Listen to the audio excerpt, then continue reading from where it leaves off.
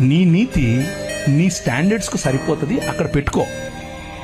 ప్రతి ఒక్కడిని వెళ్ళి ఆడి నీతి మార్చడం కోసం నువ్వు గొప్ప అని వారు తక్కువ అని చూపించే ప్రయత్నం చేయకు. అది మతం. రాజ్యం ఏం చెప్తుందో తెలుసా?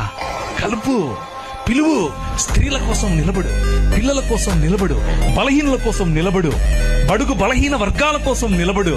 మతం కోసం కాదు, నీ ప్రజలను కట్టు, అందరినీ పిలువు. వాడి దగ్గర వస్త్రం ఉందా లేదా, వస్త్రం ఇవ్వడం కోసం ప్రయత్నం చేయి వీలైతే. పెద్దన్న వ్యవహారం వద్దు, తండ్రి వ్యవహారం. ఈ రాత్రి సువార్త చెప్పేవారికి రాజ్య సువార్త ఎలాగూ చెప్పాం. మనలో మనం నేర్చుకోవాల్సినటువంటి రాజ్య సువార్తకు సంబంధించిన విలువలు సాటి మనిషిని, సాటి విశ్వాసి అని మాత్రమే కాదు, సాటి మనిషిని గౌరవించడం, సాటి మనిషిని